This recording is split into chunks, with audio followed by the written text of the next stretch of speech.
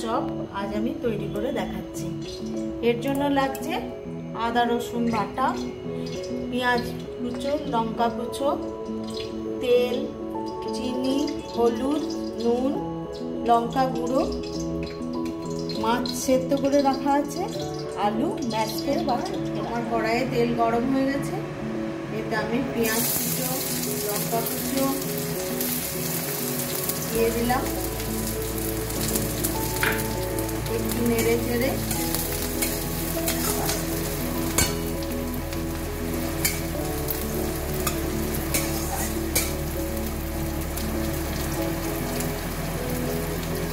তার মধ্যে আদা রসুন বাটা দিয়ে দিলাম।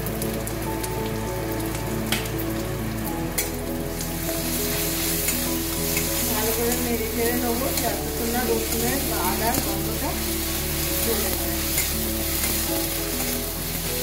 পেঁয়াজটা একটু নরম হয়ে যাবে, তার জন্য আমরা একটু নুন দিয়ে দিলাম।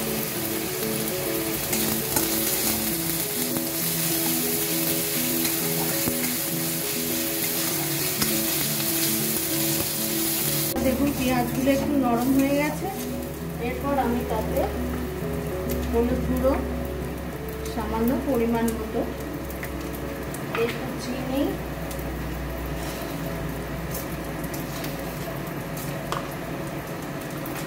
এবার যেমন ঝাল খাবেন সেরকম পরিমাণ মতো লঙ্কা গুঁড়ো,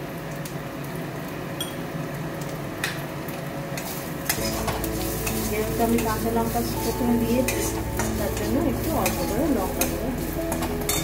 এরপর আমি মাছ সেদ্ধ করা মাছটা দিয়ে দিলাম,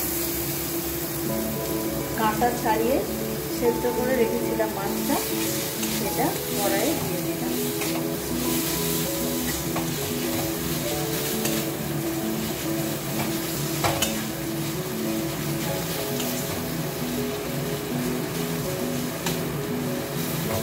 মাছটা একটু নেড়ে চেড়ে নিয়ে তার মধ্যে সেদ্ধ করা আলুটা দিয়ে দেবো।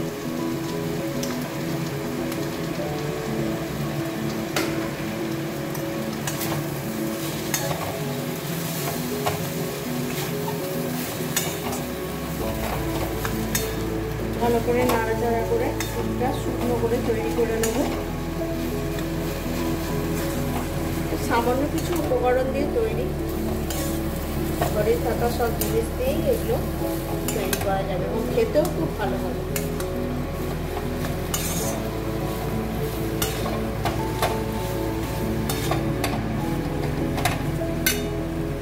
এবার মাছের পুরটা অনেকটাই শুকিয়ে এসছে। আমি একটু বাইন্ডিং এর জন্য একটু বেসন, সামান্য বেসন হোক, ছাতু হোক, কর্নফ্লাওয়ার হোক,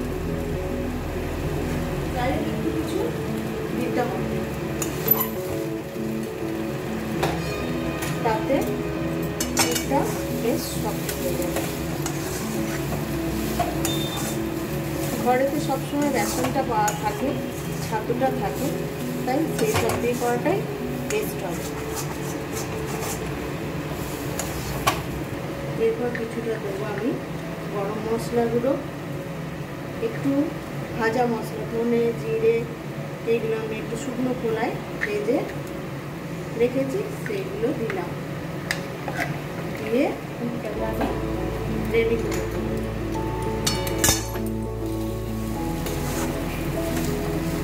দেখুন ফুডটা একদম রেডি হয়ে গেছে।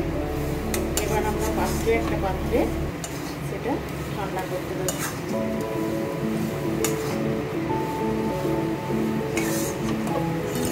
গ্যাসটা বন্ধ করে দিলাম, ঠান্ডা করতে দেবো। ঠান্ডা যতক্ষণ হয় ততক্ষণ আমরা একটু ওয়েট করব। ফুডটাকে ঠান্ডা হয়ে গেছে, দিয়ে চপের আকারে করে নিয়েছি এবং তার সঙ্গে আমি বেসন ফেটিয়ে রেখেছি। বেসনের সঙ্গে দিয়েছি চাল গুঁড়ি, লঙ্কা গুঁড়ো এবং নুন দিয়ে ভালো করে ফেটিয়ে রেখেছি। কড়াইয়ে তেল একদম গরম হয়ে গেছে। এবার চপ নিয়ে সেটা বেসনের গোলায় ডুবিয়ে তেলের মধ্যে ছেড়ে দেবো। একটা করে এরকম ভাবে চপগুলো একটু দিয়ে ছেড়ে দেবো।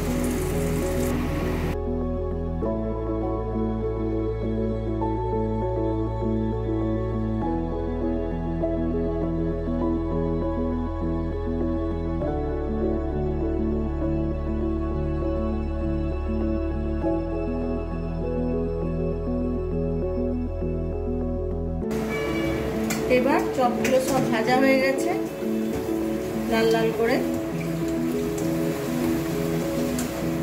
একটা একটা করে সব চপ ভাজা হয়ে গেছে। এবার তুলে নেব।